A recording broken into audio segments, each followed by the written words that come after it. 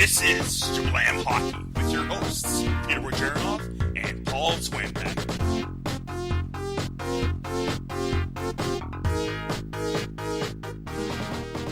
Welcome to Jablam Hockey, folks. I'm your host, Peter Bojarinoff.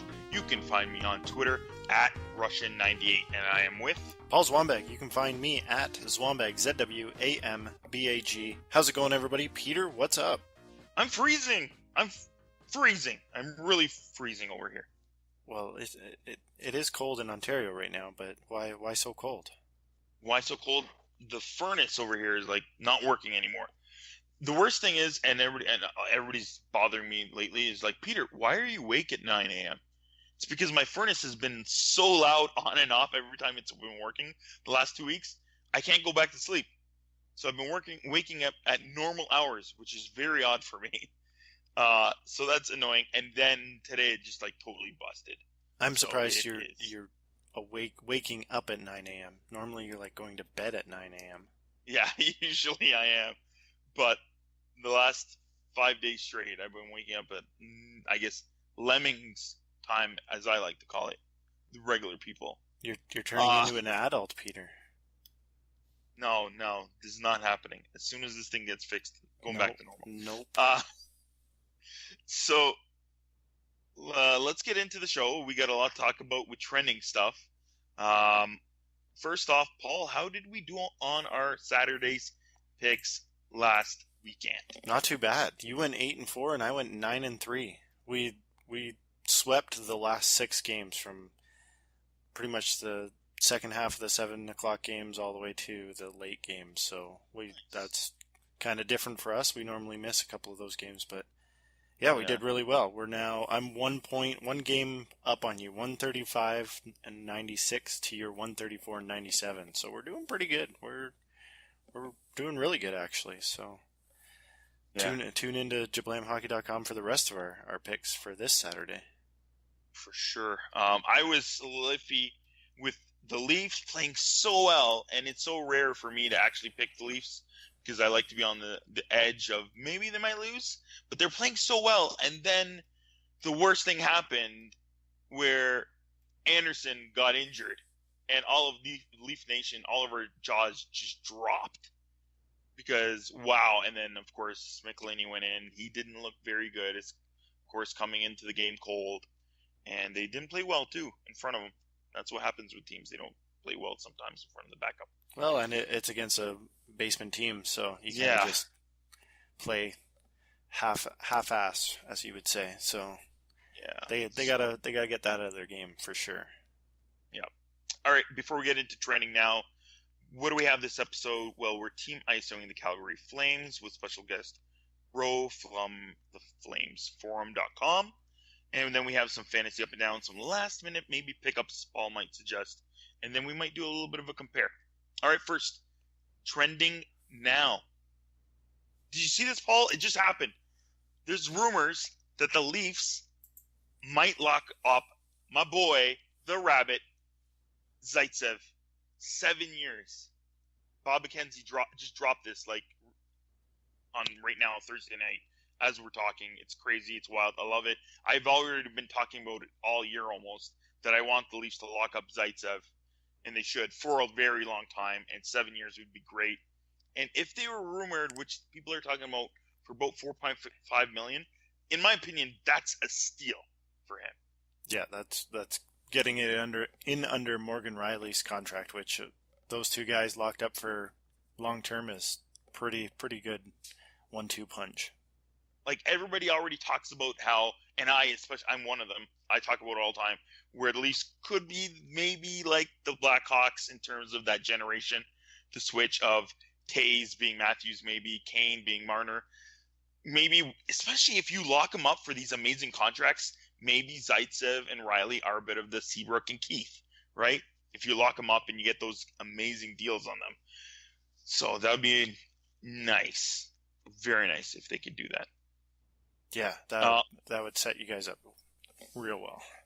Yeah. So let's get into what do you have? What's the update on the expansion draft? The expansion draft. They went back and asked the GMs and owners and all the important people behind the scenes, the executives, and they first we're not going to give out the protection lists and who was available, but after the media blew up on it and the public all blew up that they wanted to see this, they have now determined that they're going to set a date, June 18th, 3 days before the expansion draft, that yes, they will be giving out the protected list and who's available to be drafted. So the fans are getting what they wanted, the media is getting what they wanted, and those 3 days are going to be bonkers. You think mock drafts are crazy right now? Those 3 days, you're probably going to see thousands of mock drafts of what guys are doing, because ESPN just put out their list. I know Dauber Hockey put out his mock draft. The Sportsnet put out their mock draft. Everybody's doing mock drafts now, and it's kind of not going to help because you don't know what the protected list is. So the fact that they're going to give it out public is going to make that just insane. It's crazy that this is kind of what we wanted. The NHL, you weren't sure what they were going to do, but they're being pretty transparent, which is surprising. Yeah, the fact that the GMs are okay with this, and I think because it was such a big deal on Twitter and all the forums and everything, that they felt that it would just grow the game even more and make this even more exciting for any Vegas Golden Knights who are thinking of becoming fans of the Golden Knights, right? Like, yeah, it's just exciting as a fan in general to have those protected lists shown. So I think they did a good thing for the overall game. Yeah, it's going to be fun, exciting. We've already talked about it. We're thinking about doing our own expansions, as we've talked about many times. So maybe we will. Maybe we'll do it for around that time, and when it's the list that comes out, maybe that would be a good time for us to drop a bit of a special episode. Yeah, I think we definitely should line that up. Perfect. All right, and then what's going on with WrestleMania?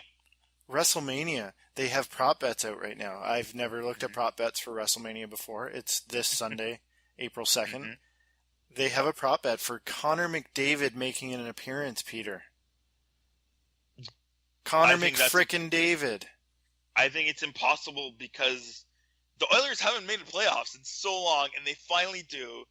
Mick Xavier is leading his team into the playoffs, and now he's going to take some time off to go to WrestleMania? And get, suplexed or, something happened to him in the ring? I don't know. If he does it, if it happens, there's got to be some kind of connection here that they didn't just pick Connor McDavid out of a hat. I think it would be crazy to have that happen. Maybe Stamkos, but he's coming back. It would be a nice PR move. Tampa Bay might or might not make the playoffs. That would be all right. McDavid, I don't know about that. That'd be crazy. And if he makes an appearance, I think it's more of he's a front row seater. He does a bit of a wave. He's not going inside the ring. Nothing. No, that's not going to happen. Yeah, I wonder if there is a stipulation in the prop bet that he has to go in the ring. He can't just be there watching it. Maybe McDavid's a big wrestling fan and somebody in Vegas knows that. Yeah, I don't see it happening. That'd be crazy, though. So look up for McDavid maybe being at Mania. I'll be watching, of course. I love Mania, and I think some of the undercards are going to take over the big cards, the main cards, in my opinion. I really want to see Jericho versus KO, Rollins. Maybe I still think Triple H might take over just because the whole injury thing to him. But some of the big ones with the Taker match and the Goldberg match, not looking forward to those. So. It'll be interesting. He plays in Edmonton Saturday night against Anaheim Ducks, and then he doesn't play another game until Tuesday in LA. So is he going to make that trip all the way to Orlando and then all the way back to LA? I don't think that would go over well with anybody from the Edmonton organization. Chiarelli's not going to be happy. No. All right. But teams that are probably going to be moving over the ocean, and that's in the preseason. Bettman went out and said the Kings and Canucks in China preseason games, and as well the Avalanche versus the Senators regular season games in November in Sweden. So have the Avalanche already been relegated? Yeah. How does, maybe are they the home team? They got to be the home team. Well, I guess it'll be a Landeskog 1-1. on that side, Carlson on the other side. They got some more Swedes, but yeah, it's going to be 1-1 for sure. And the fact that why'd they choose China and Sweden? Why'd they choose China? Are they going to expand into China and make them part of the Pacific division? No, I think they're just trying to grow the game, have a lot more people from China watching games in the NHL. I think they're going to make it a more common thing too. So it looks like it. Interesting, especially with the Olympics being over there in that area. The next two Olympics are the next two Olympics in that area of the world. I'm not sure. We know the hockey's going to be pretty much there. So winter Olympics.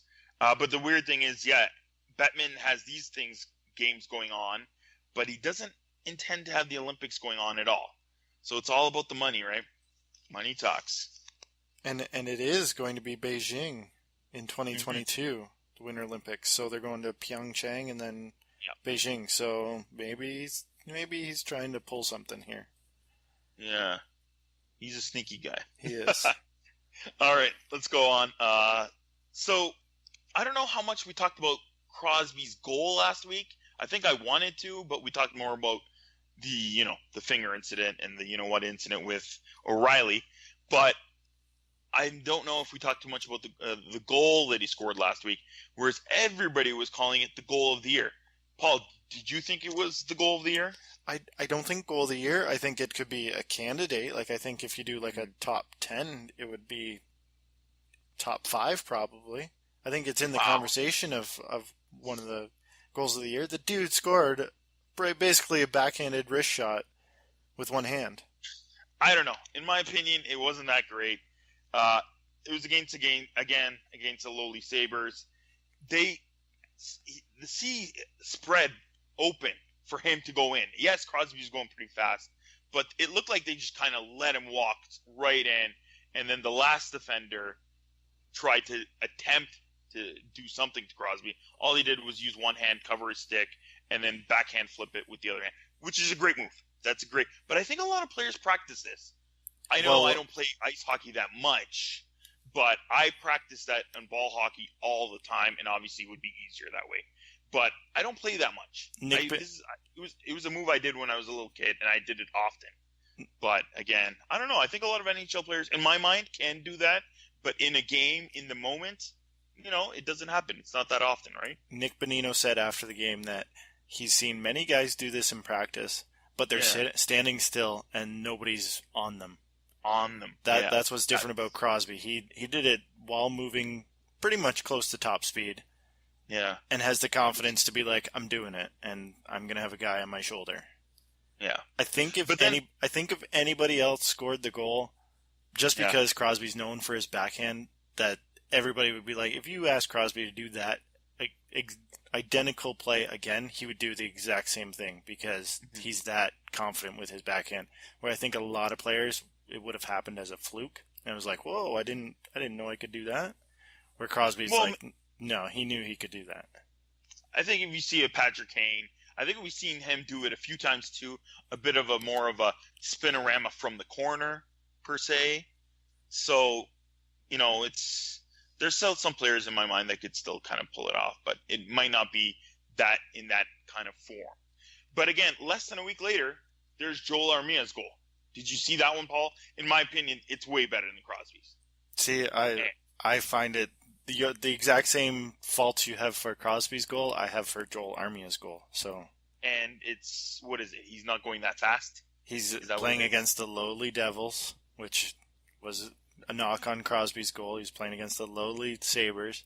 Yeah, but he was going through players. Yeah. Crosby never went through one player. Yeah, I guess so. But then he just puts a top corner like every player in the NHL can do. It happens very rarely after deking the pants of 3 players going north-south. or east-west, however you call it. I can't think right now. But, like, I mean, he went from zone all the way through, and just unbelievable, in my opinion. Yes, it happens very often where guys do deke the pants out of guys, one or two guys. He did it to, like, three guys, and then a perfect shot. Did you see David Pasternak's spinorama, one-hand spinorama? Did he score? He did not score, but he deked the pants out of that guy. I did see that as well, and I didn't see the end. I think that was all the little gif that people put on the internet was the amazing deke move that he did on the player. But again, he didn't score, so it's not that great. It was an amazing move, though, but that's all it was, right? So, great players make great moves, and it happens. But if you complete it with all that and finish with a goal, it's that much better. Yeah. And Crosby did that, so, you know, it in my mind, yeah, maybe it's a goal this year, but I don't know if it's top 5, in my opinion. Really? Right? I think it's maybe goal of the week for sure, maybe not goal of the month, in my opinion. So there should be a top 10 list of just the goals. I'd like to see that. So there's been quite a few good goals out there, but Armia's, I think, was at least the best that I've seen in a little while. And but you know, it's going. But first off, Paul, let's move on to the Pens. What's going on with them now? 4 losses right in a row. They've got a lot of injuries. Is it just the injuries? I really do think everybody's just moved up the lineup because Malkin's out. The defense core, we got AHL guys that are coming up, and they're just not stepping up like they did last year. We had quite a few injuries last year, and they had troubles. They didn't have troubles last year because the AHL guys filled in prominently. This year, it's looking a little rougher. Like Carter Rowney on the second line, that should not happen. He's a fourth line guy right now. I really do think it's all injuries. And those 4 losses were against Ottawa, who's fighting for the Atlantic. The Philadelphia Flyers, who the Pens hate playing because they always play them tough and hard, and the Flyers are playing unreal right now. They're scoring 5 and 6 goals a game every other night. The New York Rangers, who are a pretty top team in the Metro as well, and then the Chicago Blackhawks, who are starting to heat up once again. So those 4 losses are against 4 pretty decent teams. Philadelphia kind of on the outskirts of that, but because of the Pennsylvania rivalry, that heats up no matter what the standings are. You play any team right now, everybody's playing hard. Everybody has stepped up their game the last 2-3 weeks. You can tell that when you're watching anybody. And the weird thing is, the teams that have nothing to lose, they're playing like they have nothing to lose. So there's no worries, and they're playing pretty hard too. Yeah, they're playing spoilers. Yeah, so they're playing well too. So it is tough right now for everybody, and hopefully the Pens have guys coming back. Are any of them going to be coming back soon?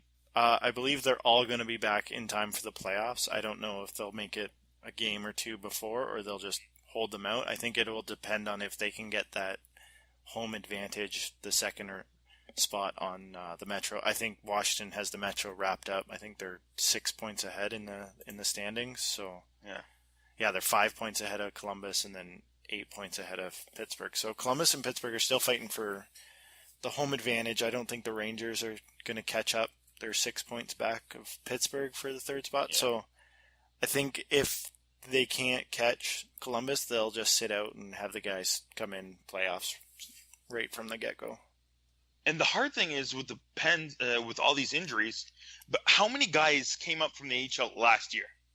Kanako, the list goes on, right? Rust, Sheary. Yeah. So obviously you're going to have even harder holes to fill if all these guys just came up last year. You've already got holes in the depth, and then with all these injuries added, you're going to be scraping the barrel.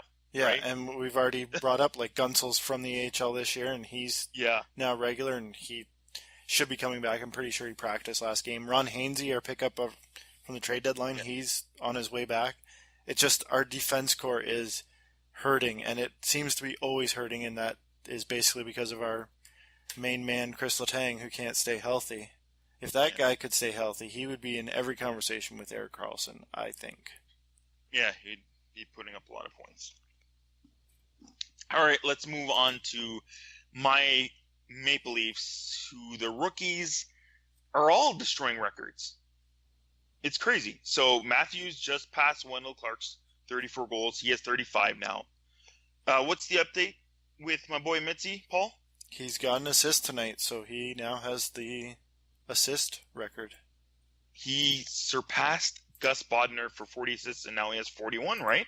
Amazing. And then there's William Nylander. Again, I'm recording the game. I don't know if he's got any points yet. But up to tonight, he's got a live streak of 12 straight games with a point.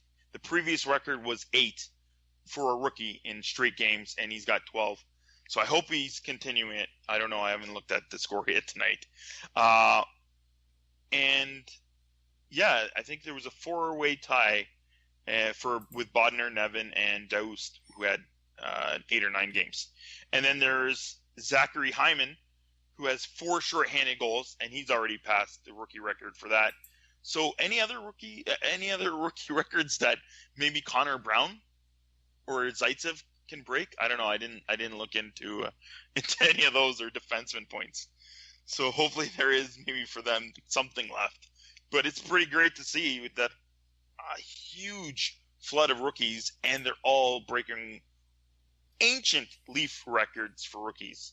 So it's pretty cool. And it's kind of crazy because Babcock was always, when he was coaching the Red Wings, he never played his rookies. He always let them develop in the Grand Rapids. And maybe that wasn't Mike Babcock. Maybe that was more Ken Holland and the Detroit way, because he's playing his rookies. They are his workhorses, and maybe they're just that much better of rookies than what Detroit always had. But yeah, these kids look like studs, every last one of them. They're fabulous. I'm even surprised with guys like Hyman and Connor Brown. And you know what? Maybe the Leafs might make a few moves, and then we have a few more rookies maybe coming in next year with Lepsic and Kapanen. Kapanen was flying last game. I didn't know that he was that fast, and he was really flying. So if he can bring up some speed for the Leafs maybe next year, and if maybe a JVR or a Bozak or both of them get moved, that would open up room for them. But in terms of UFAs, I wouldn't mind a guy like if the Sharks release Joe Thornton to sign him for 2 years, because the Leafs will still have them under their entry-level cap hit. You could add 1 or 2 good vets like that. That would be great for them. But we'll see.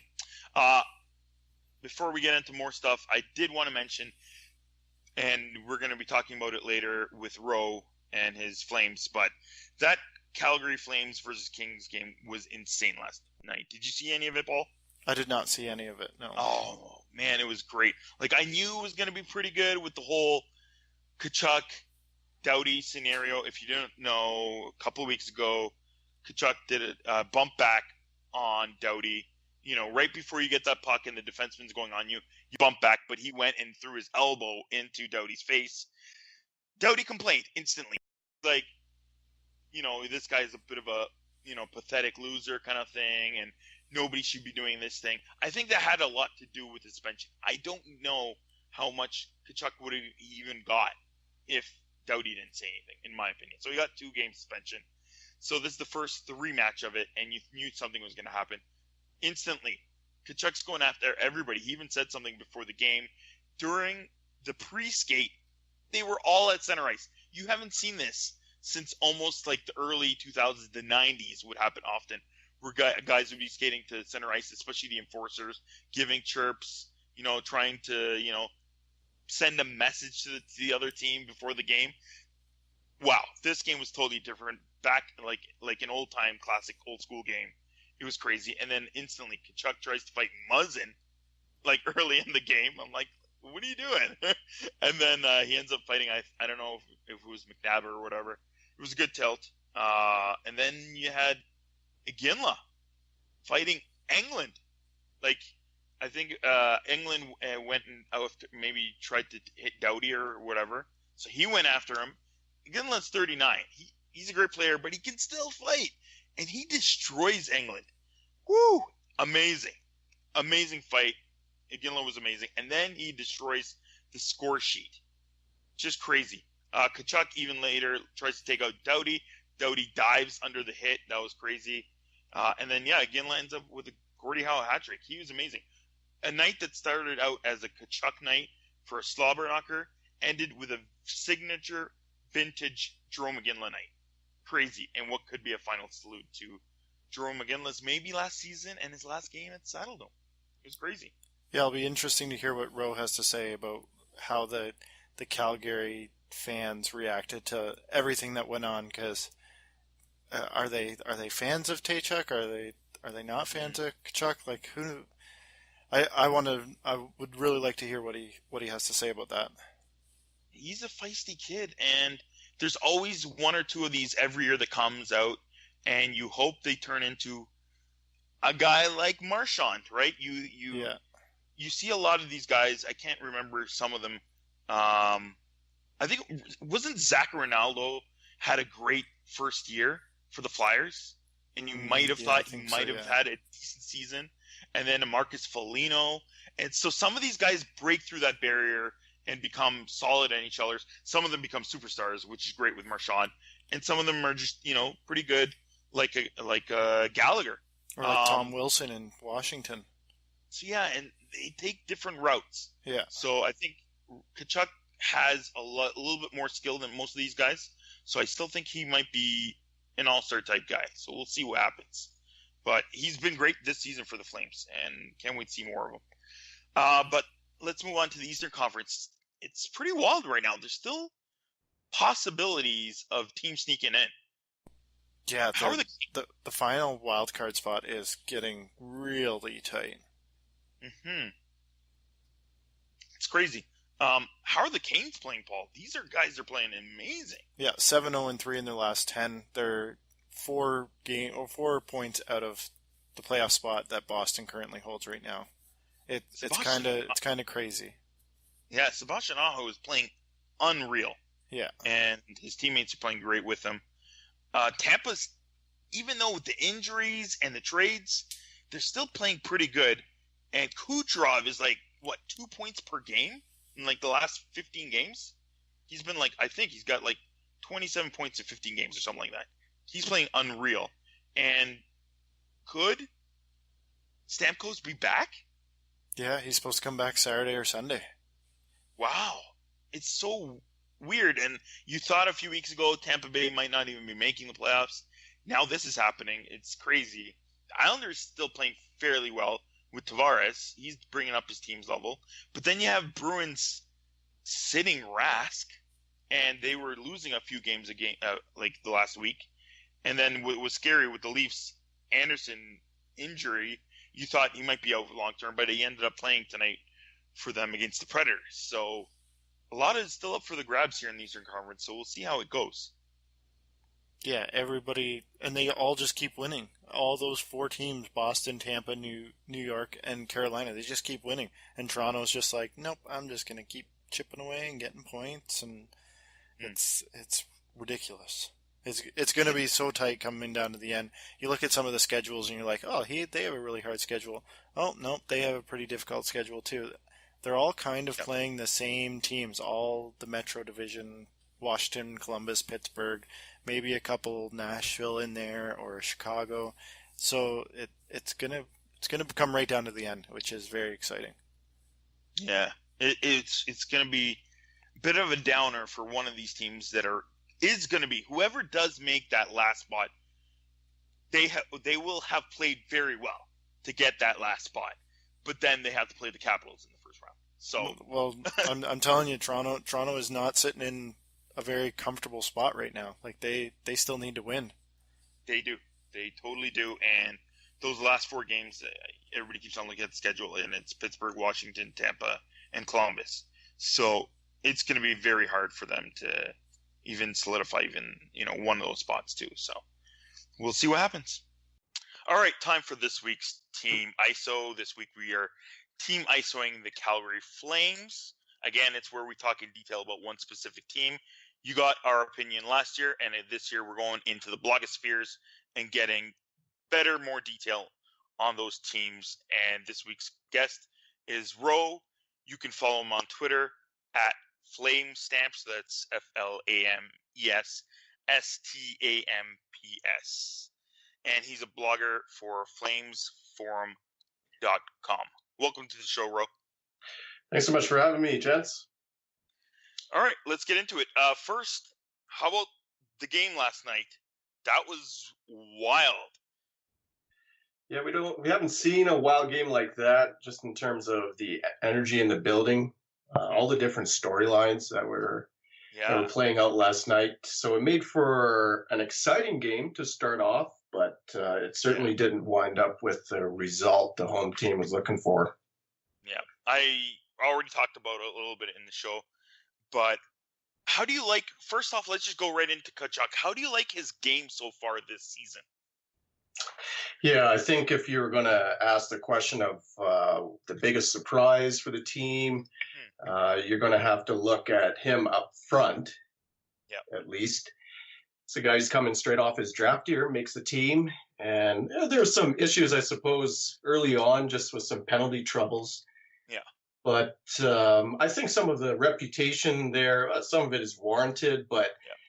most recently, kind of turn of the year here, 2017 January on, he's really turned around his game. He's been pretty quiet actually on ice in terms of the stuff until the Doughty incident. Yeah. So I think some of the issues that fans have, if you don't watch him every game, then you just sort of assume he has this bad reputation. But he's really toned down the act. But then, of course, something blows up, Yeah. and Doughty the suspension. So if you don't watch him all the time, you would assume that there's some issues there to try to rein him in. But overall, I would say Flames fans are happy to have him on the team because he adds a dimension that really there aren't too many players on the roster that are going to bring his level of skill and grit. Hmm. For sure.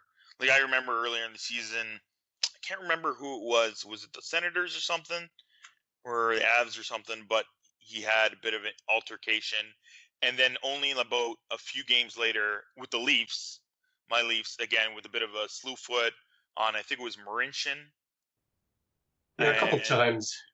yeah, a few of a bit of a slew foot kind of action and stuff like that a couple of times. So if people wanted something, it's hard to say, especially when it's late in the game. It's a bit iffy. It's on the borderline stuff.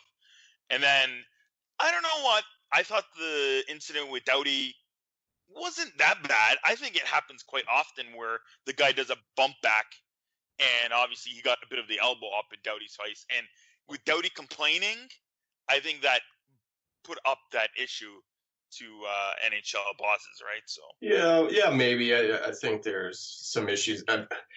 I would agree in terms of bump backs, but you usually don't do that with your elbow first into the chops there. So, uh, did I appreciate 2 games? No, of course not. But you knew he was going to get something after yeah, Doughty coming out. yeah, Doughty's got some leverage there. Um, but in terms of the actual game, like he was the great, and he brought up his level, and he kept it up. Like he backed up his words too, which was great, and you love that out of a rookie too, which is pretty crazy. But the rest of the team looked fairly flat. Yeah, I think he's had a bit of a reputation, a good one for the team in terms of dragging players into the game, Yeah, especially on his line. So he's going to pull people in. He went too far, I think, in last night's game. He knew he had to answer the bell. He tried to do that right off the hop. with Muzzin. He was too excited. Thankfully, he went down a weight class there. Muzzin didn't know what the heck was going on. But I think some of the stuff that he was saying before the game, during the warm up, Yeah, it brought the players in. It changed the dynamic of the game. Usually that's a good thing, but this went over the top, and so yeah, it seemed to have thrown the team off the game plan.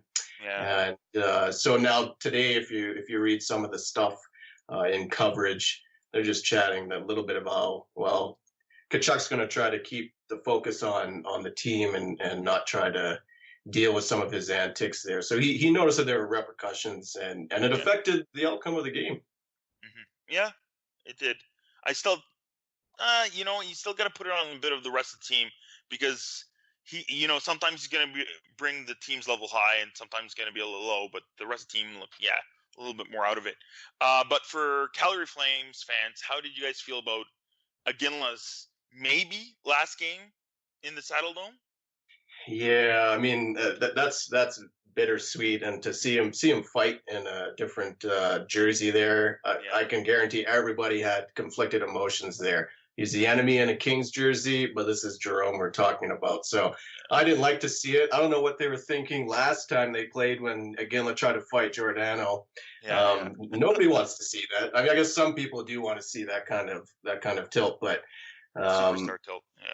Yeah, I guess, but if you wear that emblem on your sleeve, if that's your heart and soul, you don't want to see that kind of interaction. But that's my take. I know a lot of guys would say that they'll be chomping at the bit to see something like that unravel. So I'm surprised he fought England, but he stood tall last night for sure. I think he'll be back though. In a fairy tale world, of course he comes back. We win the cup, and everything is right in the universe, right? So if he plays like he did last night, which he was a monster, that was Jerome of old, but in a different jersey. He's going to find a contract for next year. So whether that's with the Flames, I don't think so. But all right, let's get on to the back end. I don't know. Has Dougie Hamilton looked even better this year?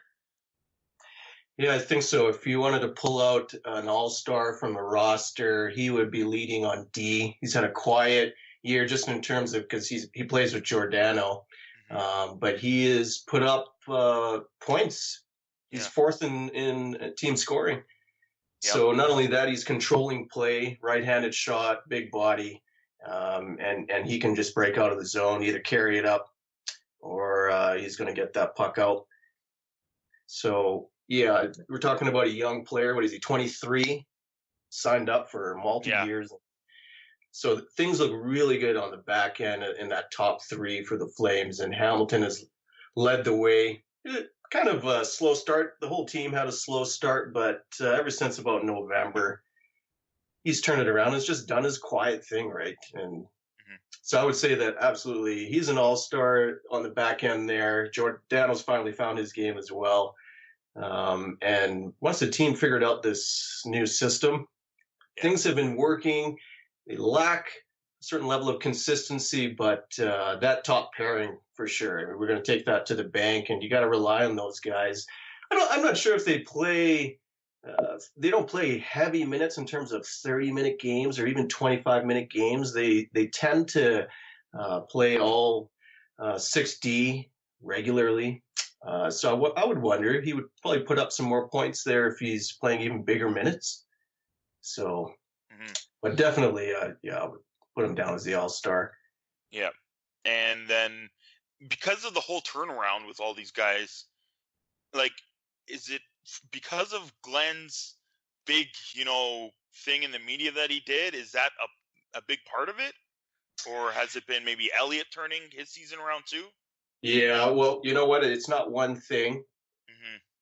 They went on this tear, as what's brought them into a playoff spot. But you're riding now a goalie who has figured it out. He can win games. There's a player who can win games on his own. So Elliott's turnaround, it coincides, I think, with a team turnaround. And I would say that it's taken the team, or it took the team a little bit longer to adopt the system that Gullickson has had in play. When they started to figure that out, well, they had a couple of different choices there. After getting blown out in Edmonton, this is the end of January, blown out in Toronto, blown out in Montreal, and now, of course, it's a legend taking the train into Ottawa there, and the team just sort of sitting down and hashing it out. So I think, that's part of it. You probably see an adoption of system, Elliott finally kicking in and taking over that number one spot and firmly hanging on to that. And then a couple of trades along the way too. But that piece there at the end of January that started that run, critical piece there, but multifaceted of why things turned around. Seems like it. All right, then we all love Johnny Hockey, and Monahan also is playing really well again this year. But who would you say is this year's underrated guy?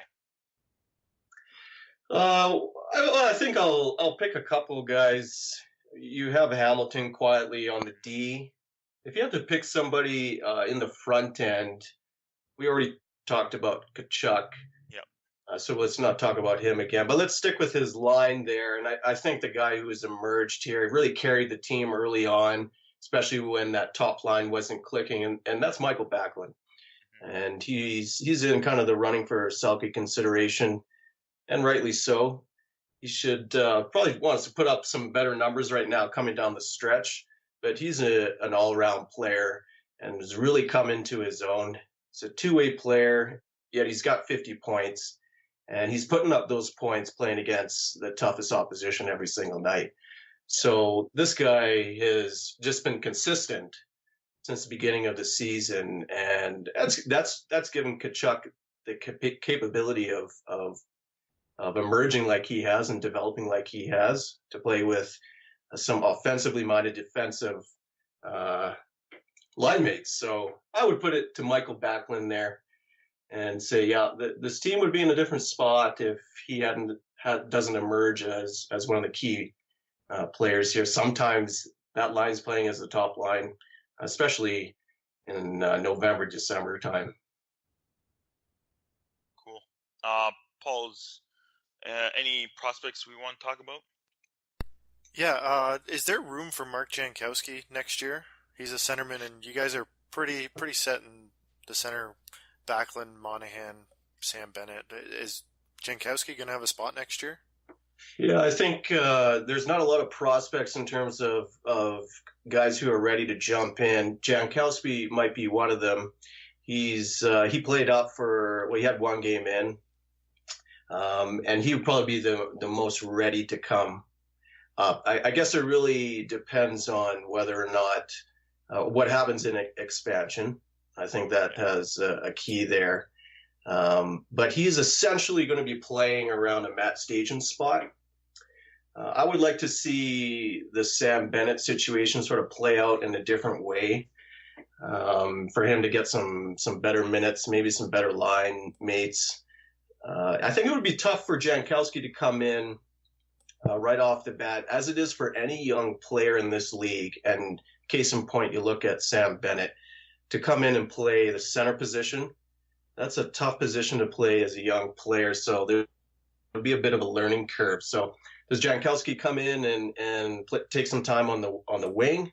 That's possible, but I wouldn't be surprised to see him stick around in the A for another year, because we have, again, depending on expansion, but we have all the same centermen signed up, and you have to think we have a fifth man in there in Freddie Hamilton, who barely gets into any games. So he's going to have to jump two players in order to get a regular spot in the lineup. So I don't see that happening for next year. Yeah, and you said the prospect cover is pretty bare. You got some pretty decent goalies. John Gillies and David Ridge have kind of been sharing time with Stockton. What's the goalie situation going into next year with two UFAs in Johnson and Elliott? Well, I think you're going to have to ask the GM what he's going to do. I think Elliott has played well enough now. He's gotten over the first 2 months, 3 months maybe, where Johnson had emerged and you had question marks there, but now it's firmly in Elliott's hands, and I would expect the team to re-sign him. Whether that means Johnson returns again, I'm not sure what happens there. Could one of Riddick or Gillies come in? That's possible to play on the back end. Who emerges there as the backup for next season, if one of them were to come up? I think fans would have started the season there assuming that Gillies was just going to take that spot, but that's not a guarantee anymore. He's playing more games. He's taken a bit more in terms of minutes, but Riddick has some better numbers there. So I don't pay attention too much and watch the Stockton games there to give you a better idea, but we'll have to see what happens. I'm pretty sure they're going to take one of those goalies, re-sign them long term. Whether they take both, I don't know. And if they don't, then yeah, obviously one of them will come up. Yeah, and they're basically stopgapping for Tyler Parsons because that kid's going to be a stud in the net. So Yeah, we were using the same. We were having the same conversation around Gillies for a couple of years, and he missed significant time in injury. So we'll have to see as these goalies develop, as most of them do. They develop late, and see who does emerge as a contender there to eventually take top spot there. But that's my sense is that's a number of years away. Yeah, for sure. All right, and let's round off with the Flames currently in that top wild card spot. So if you had the choice, who would you like the Flames to play right now with? I'm guessing either Hawks, Sharks, Oilers, or Ducks. Who do you think is the better matchup for these young Flames?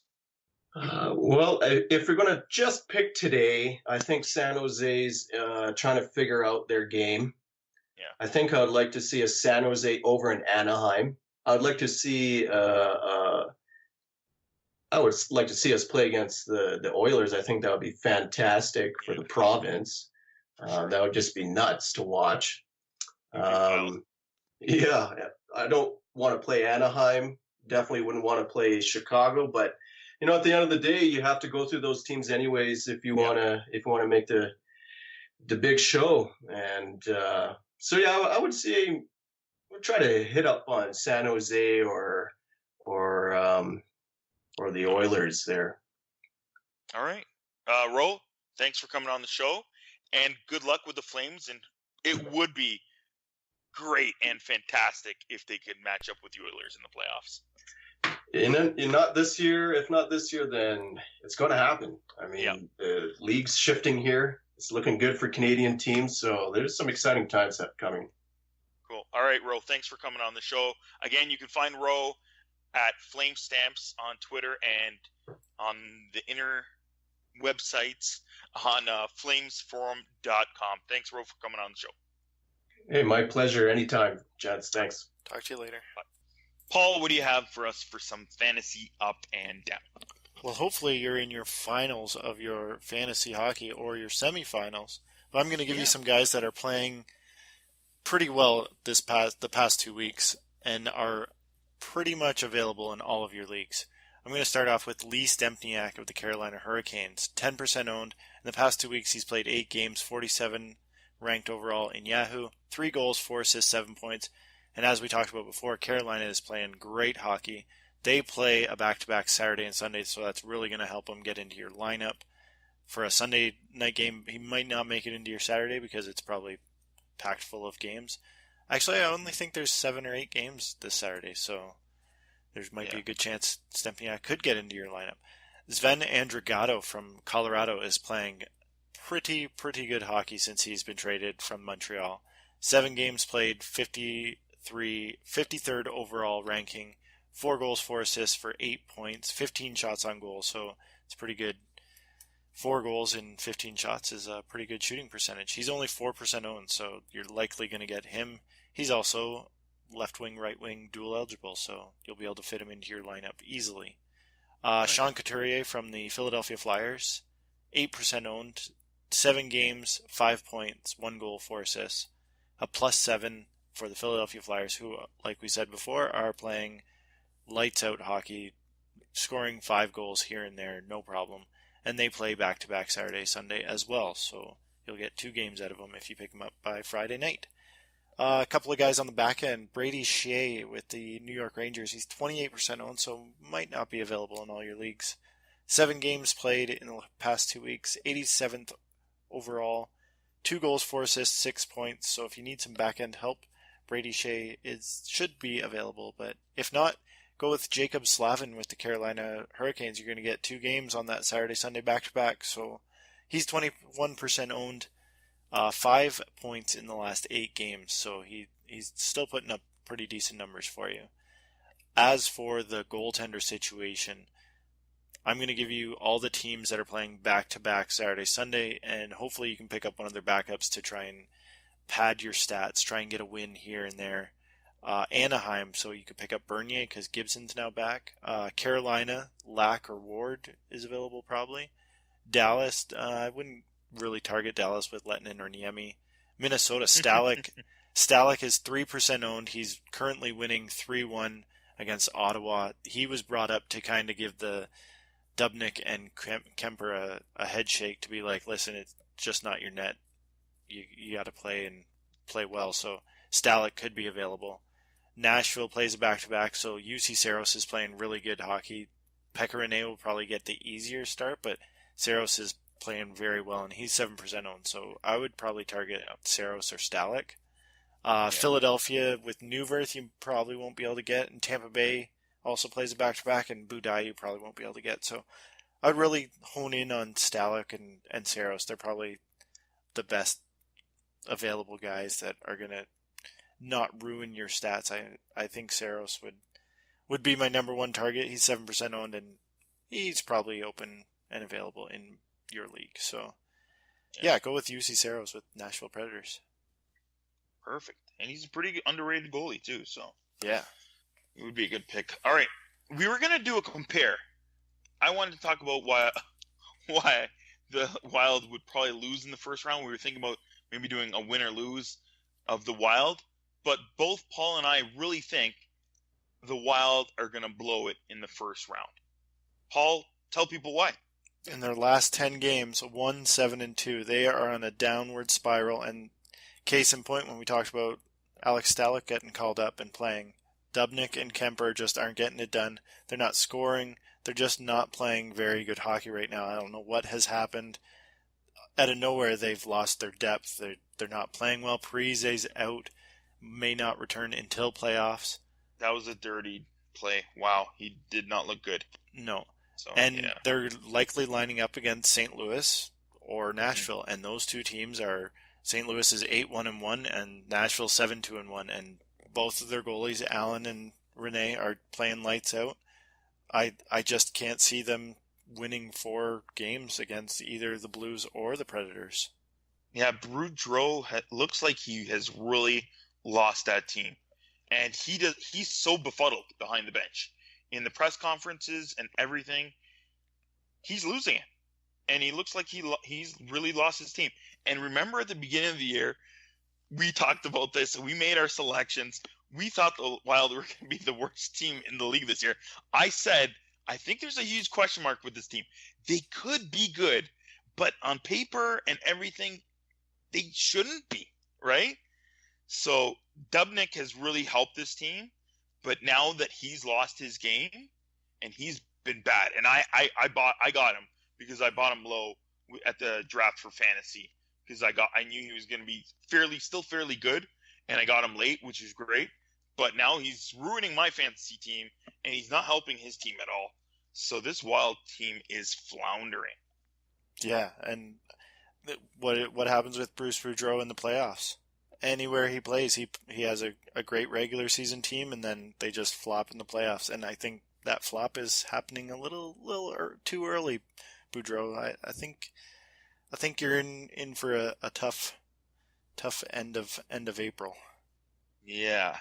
So we both think they're gonna flop in the first round, and that's our first tip already for fantasy. That's pretty much this episode. But stay tuned for next episode when I'm going to do a bit of a top 10. I'm going to put a blog out for teams or players to look out for the playoffs. I'm not too sure which one, maybe both. Hopefully we have another Team ISO. We're going to do the season awards, and then we're also going to do a bit of a fantasy playoff preview. We'll do our playoff previews after the following week, but a bit of a fantasy playoff preview, what teams to look out for and players too. But yeah, the Wild not looking good so right now. Yeah, that's it for our show. And again, remember, check out SublimHockey.com. All of our stuff, we had a ton of Trending Now stuff, right? Yeah, and it's all going to be in the game notes, bud. Yep, so it's all there. And if you can, rate and review us on iTunes. And remember, we're also on YouTube. Check out that if you don't like iTunes so much. All right, see you next week. Bye.